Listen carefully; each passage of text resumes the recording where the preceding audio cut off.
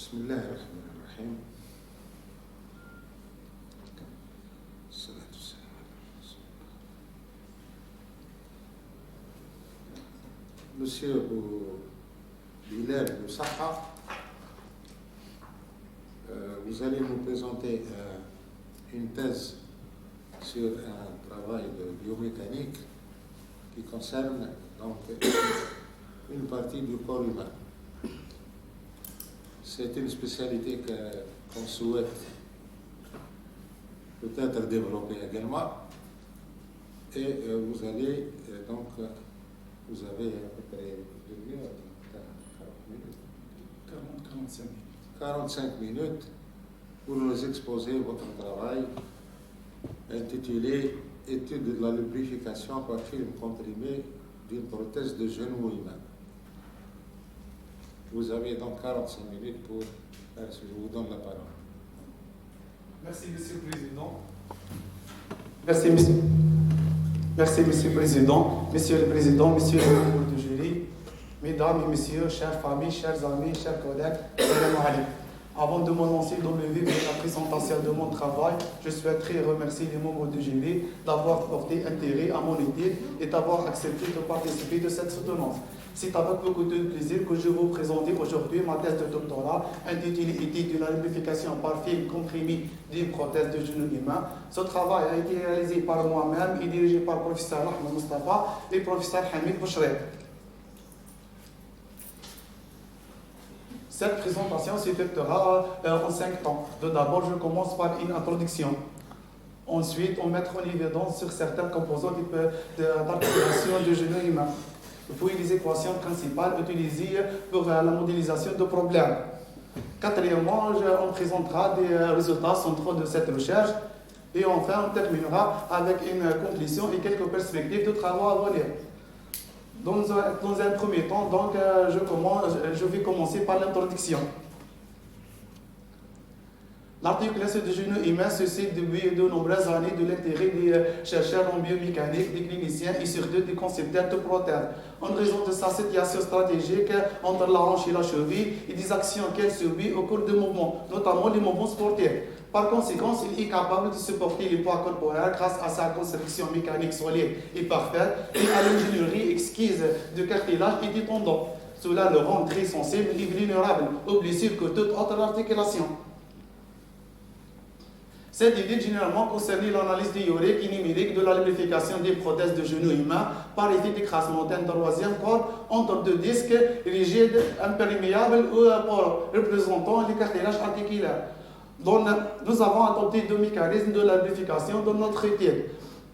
Le premier est un mécanisme de lubrification traditionnelle ou appelé lubrification poro-hydrodynamique, où le troisième corps est un film fluide de rhéologie non newtonien contenant des microparticules dispersées dans un solvant.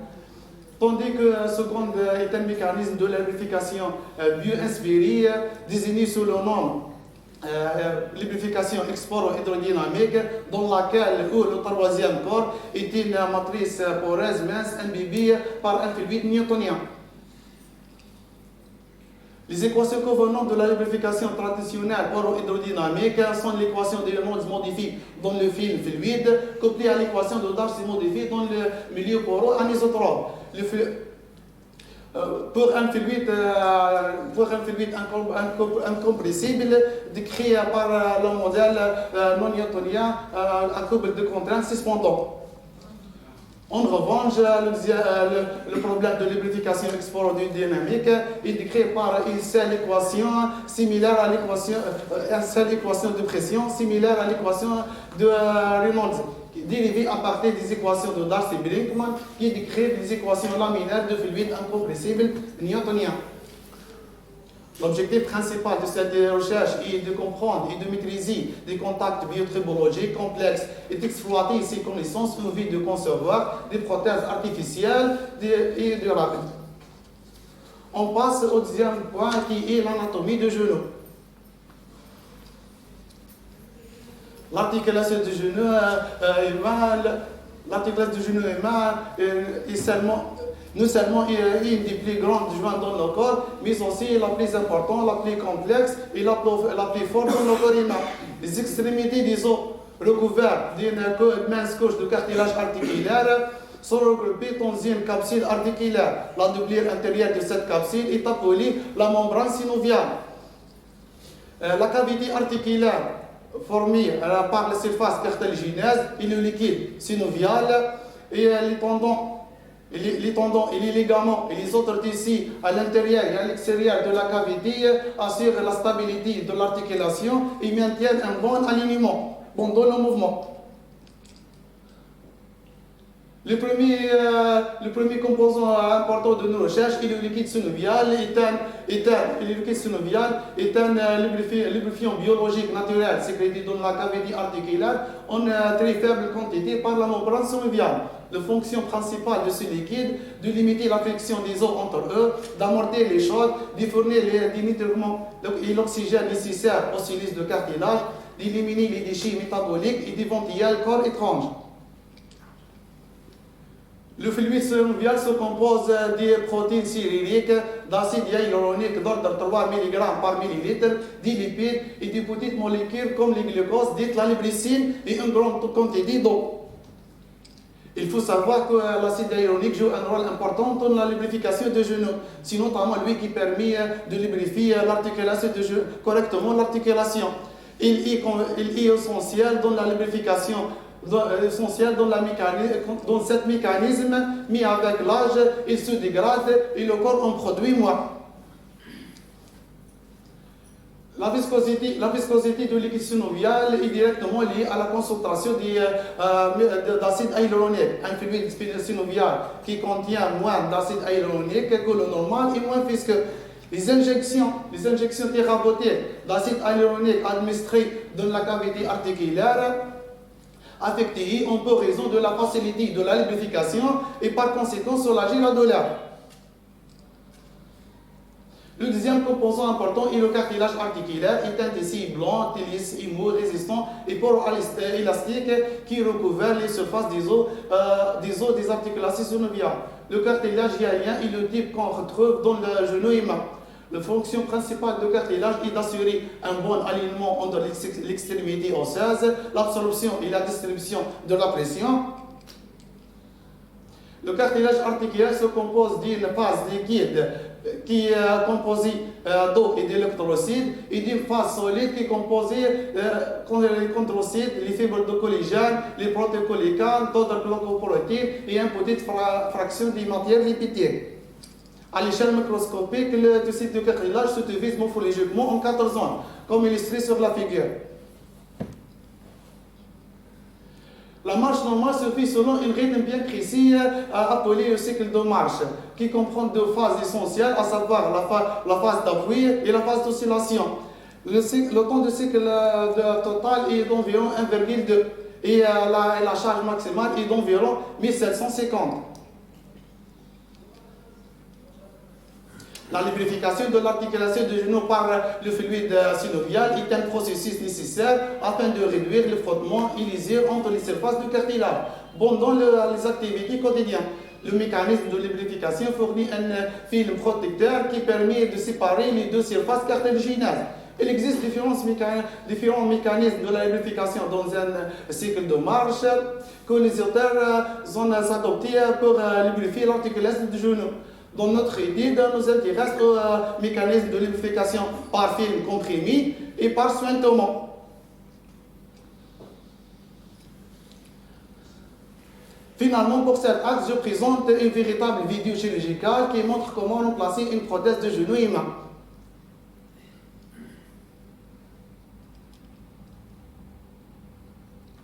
Préparation de la table opératoire.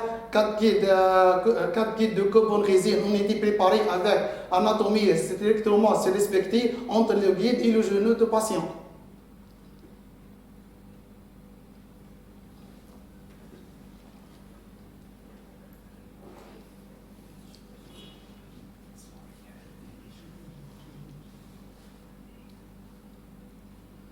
Ensuite, on lève l'ensemble des coupes osseuses pour mise en place de la prothèse fémorale.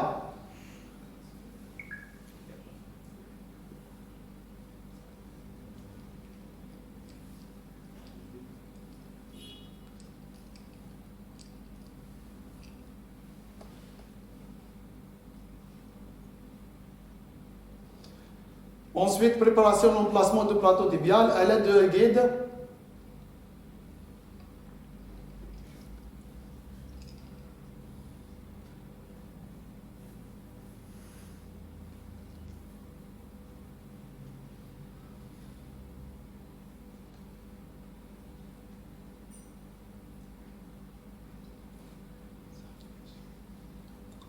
Préparation de l'ancrage de plateau tibial.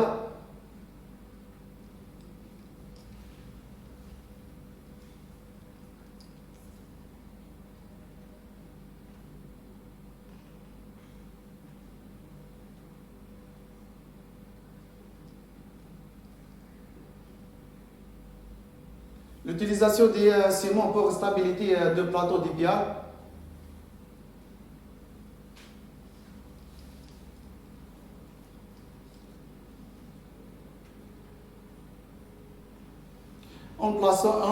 En mise en place de la prothèse fémorale définitivement.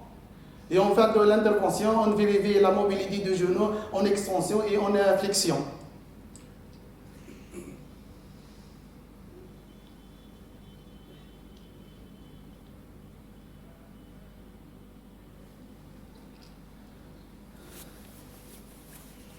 La formulation théorique et la méthode fondamentale sont présentées dans cette section.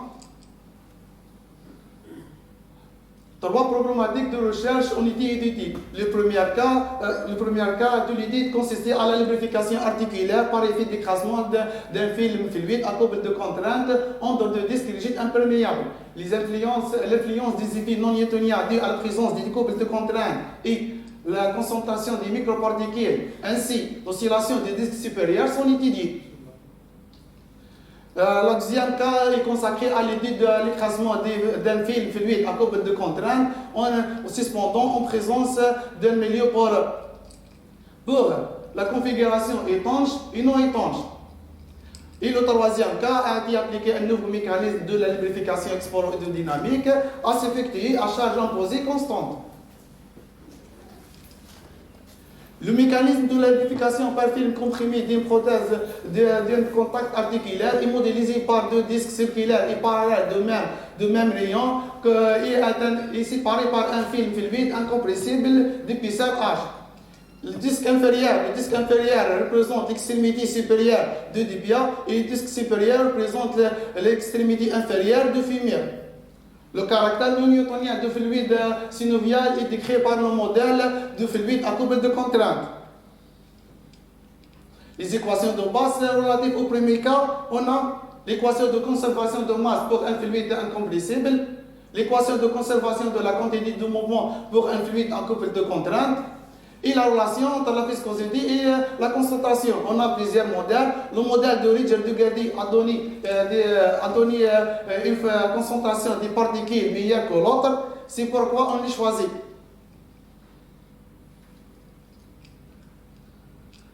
Après l'analyse dimensionnelle des équations de mouvement et après la simplification à l'aide de ces variables sans dimension, on obtient le système d'équations en coordonnées cylindriques suivantes.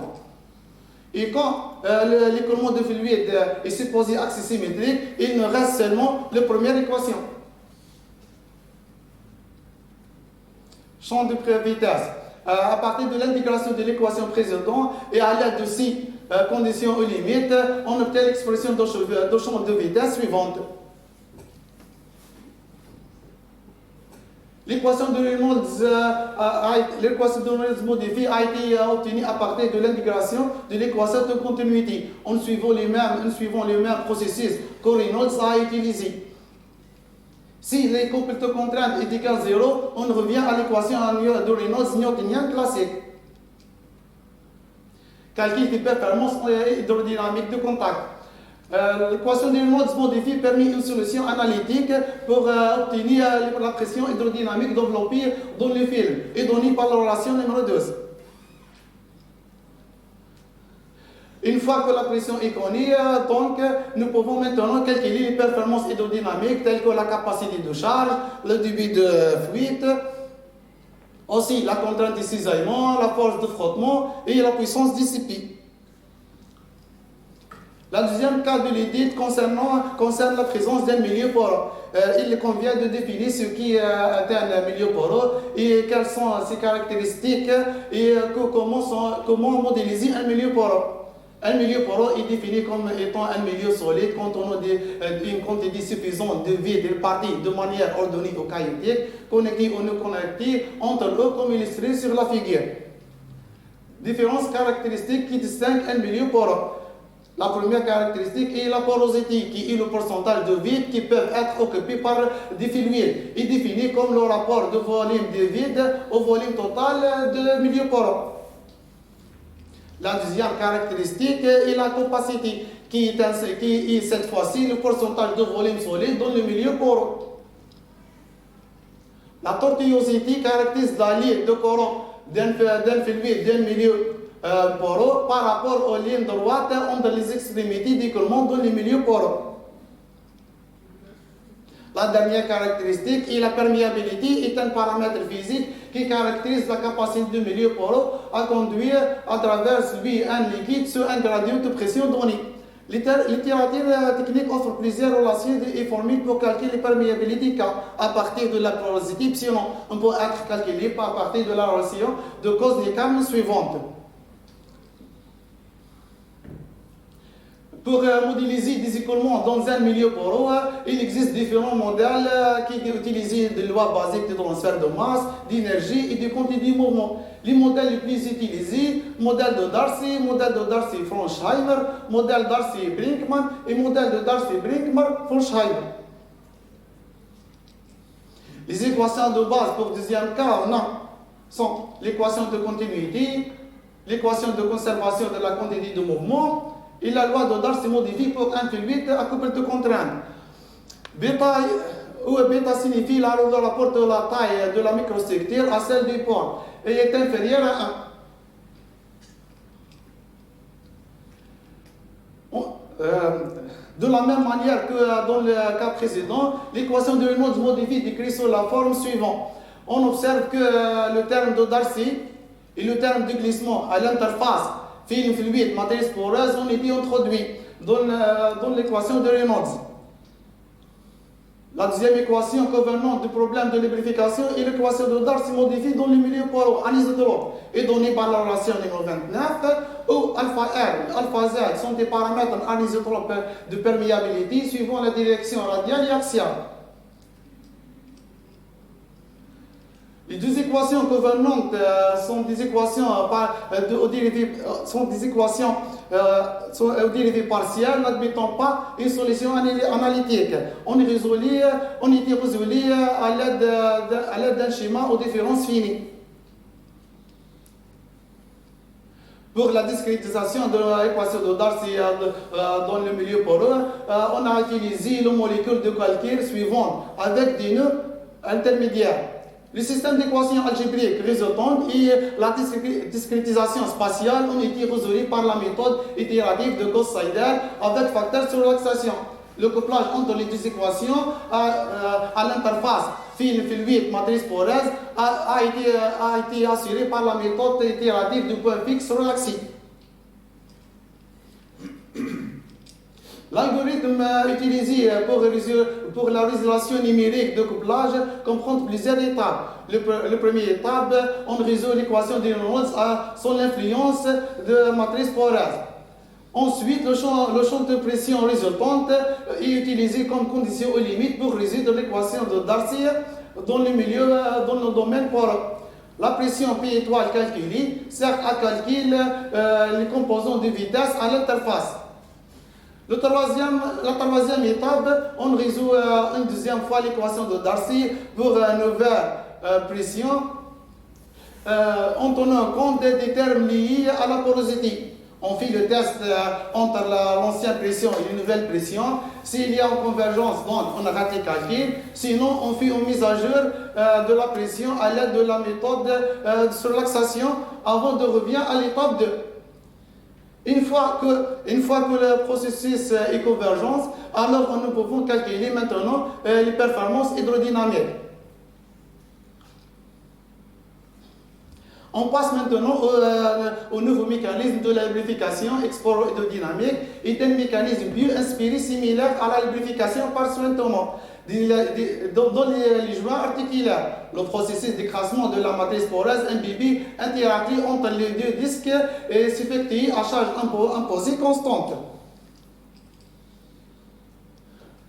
La théorie de ce mode de lubrification, basée sur les mêmes hypothèses exploitées par Reynolds pour la dérivation de son célèbre équation, mais à partir de l'équation de Darcy-Brinkman au lieu de l'équation de Navier-Stokes.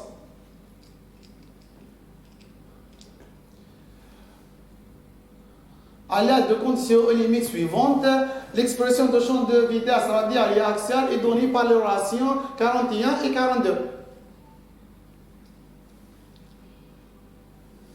De la même manière pour la lubrification poro-hydrodynamique, l'intégration de l'équation de continuité moyennant les conditions limites sur la vitesse conduit à la dérivation d'une équation de Reynolds dont l'inconnu et la pression, est donnée par la relation numéro 44. L'équation Reynolds obtenue peut admettre une solution analytique après des intégrations par rapport à R, compte tenu des conditions limites sur la pression dans le cas où le bord de disque poreux est libre, permettra de déterminer la pression du film d'écrasement sous la forme suivante. La capacité de charge donnée à partir de l'intégration de la pression sur la surface du disque.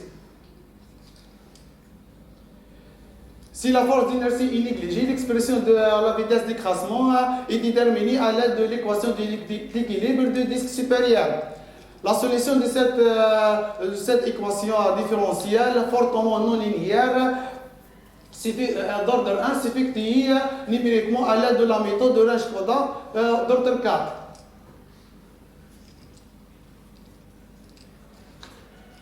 Résultat et discussion. Alors, les résultats obtenus. Dans le premier cas, nous utilisons les données géométriques et physiques présentées dans ce tableau. Trois paramètres, nous avons étudié leur effet sur la performance hydrodynamique. Le premier est le paramètre de la courbe de contrainte, la deuxième est la concentration des microparticules, et la troisième est la fréquence du mouvement sinusoïdal du disque supérieur. Alors, les résultats obtenus pour l'effet de courbe de contrainte sur le profil de pression sont présentés dans cette figure. On remarque que l'utilisation de lubrifiant newtonien à courbe de contrainte augmente la pression par rapport au cas newtonien. Ensuite, nous avons étudié les effets de la concentration des microparticules sur le profil de pression. On observe que l'utilisation de présence de ces microparticules dans le lubrifiant de base entraîne aussi une augmentation de la pression de film. Ceci est dû principalement à l'élévation de la viscosité du film fluide en raison de présence de ces microparticules. La variation de pression pour différentes valeurs de la fréquence de mouvement sinusoïdal sont présentées sur la figure. La pression de film écrasé augmente avec l'augmentation de la fréquence de mouvement sinusoïdal. Ceci expliqué dû au comportement de fluide non newtonien développe une résistance plus élevée avec des fréquences plus élevées.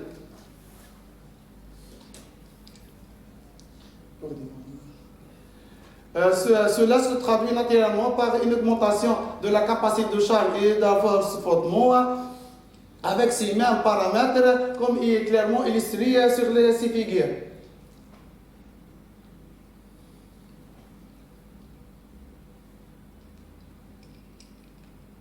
Ensuite, pour le profil de vitesse radiale, il n'y a pas des effets remarquables des paramètres de courbe de contrainte et de la concentration des microparticules sur celle-ci, puisque leurs valeurs instantanées au bord du disque ne dépendent que de la vitesse d'écrasement. Par contre,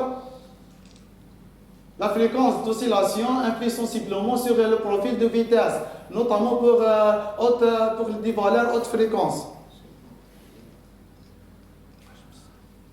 Pour la distribution de contraintes de cisaillement suivant l'épaisseur de film calculé au bord de disque, on observe que le contraintes de cisaillement sont maximales au niveau de paroi pour les trois paramètres.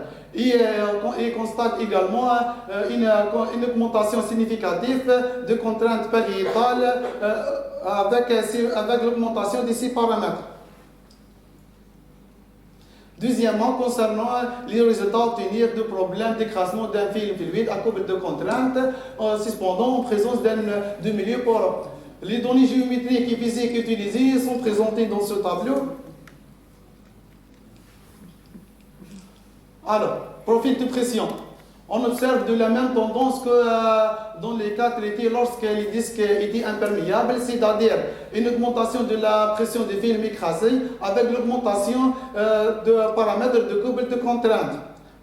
D'autre part, pour une même valeur de paramètres de couple de contraintes, la pression calculée pour la configuration étanche est supérieure à celle obtenue pour la configuration non étanche, notamment pour des valeurs élevées de paramètres de couple de contraintes. Les lignes isobares à l'intérieur de la film fluide et de disque pour les deux configurations étanches et non étanches, à la phase d'écrasement positif, sont les mêmes allure, sauf dans la zone proche au bord extérieur du disque poreux. Ensuite, l'influence de paramètres de couple contraint sur le profil de vitesse pour la configuration étanche est négligeable. Par contre, pour la configuration non étanche, l'augmentation de paramètres de couple de contrainte conduit à une réduction de la vitesse radiale de couche de film par rapport au cas newtonien. Et cette réduction est due à un comportement rhéologique non newtonien de fluide à couple de contraintes qui développe une grande résistance à l'écoulement. On peut voir que le fluide est accéléré dans la zone à basse de pression et les lignes isobares sont les mêmes tendances pour les deux configurations étanches et non étanches, sauf dans la région de sortie du disque poreux. Comme prévu, les contraintes de cisaillement calculées pour le cas non newtonien est plus grande par rapport au cas newtonien. De plus, les contraintes de cisaillement pariétales obtenues pour la configuration étanche sont nettement supérieures à celles obtenues pour la configuration non étanche.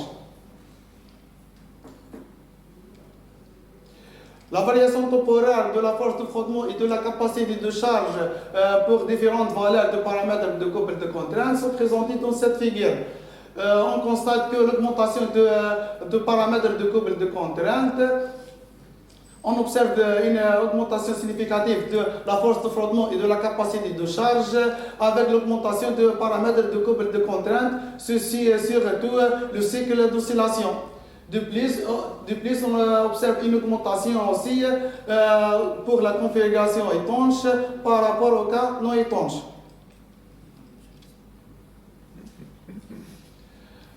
Ensuite, on présente l'influence des concentrations des microparticules sur le profil de pression au cours de mouvements d'écrasement positif et négatif.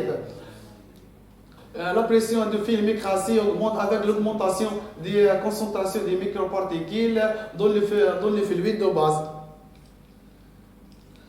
Finalement, les résultats obtenus pour un nouveau mécanisme de lubrification explodynamique.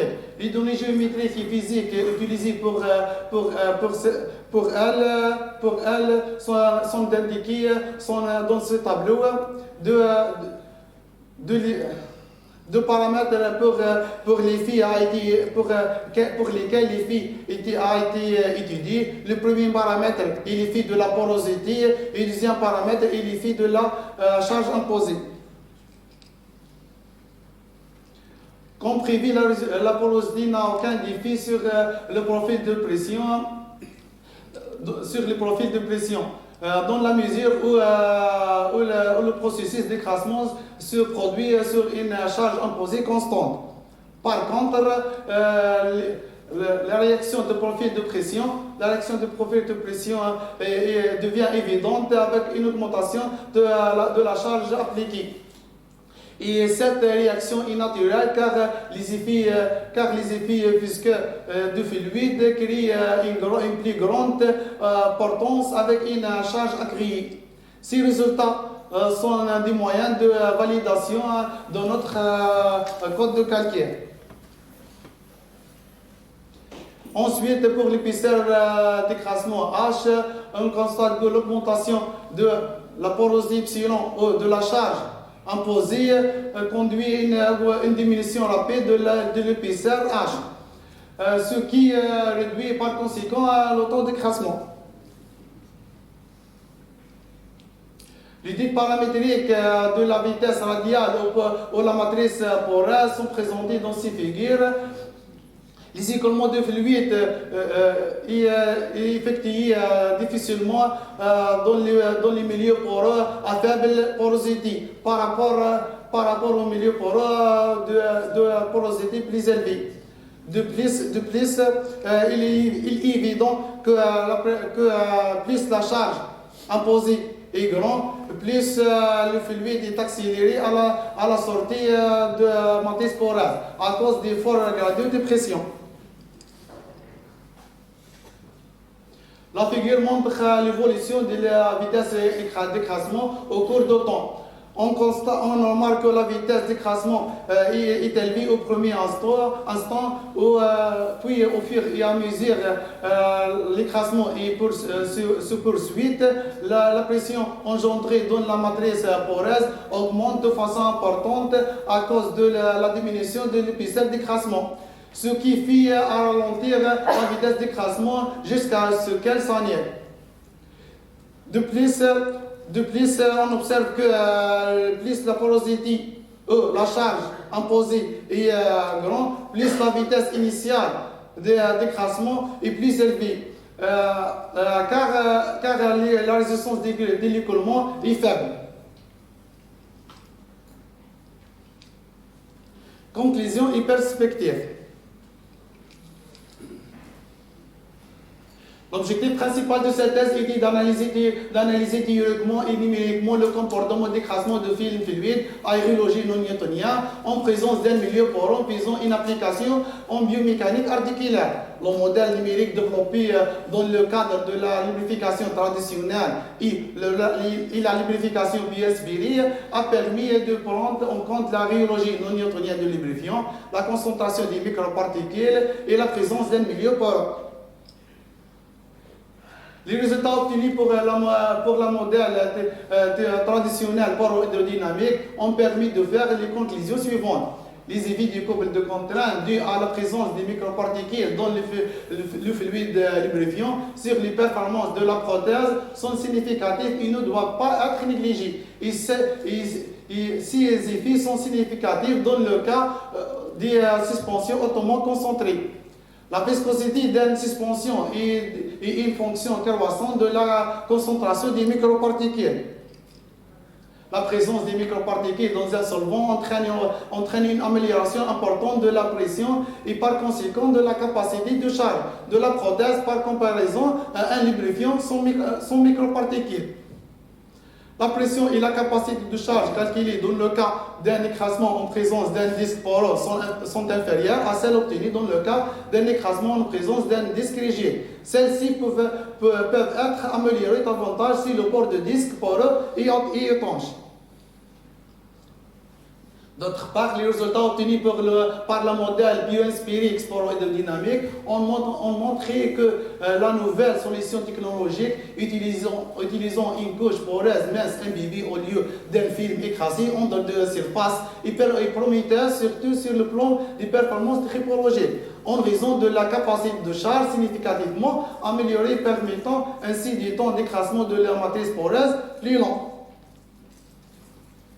Les prolongements possibles de cette étude qui seront bien évidemment focalisés sur le nouveau mécanisme de la lubrification, en prise en considération des effets d'inertie dans la partie solide et fluide de prothèse, l'inclinaison du disque supérieur pendant le processus d'écrasement, l'élasticité et la viscoélasticité de la matrice poreuse MPB d'un fluide non newtonien viscoélastique ou viscoplastique, l'utilisation des nanoparticules comme additifs afin d'éviter les phénomènes d'agrégation. Cette recherche a été valorisée par une publication internationale et participation à une conférence internationale. Je vous remercie pour votre attention.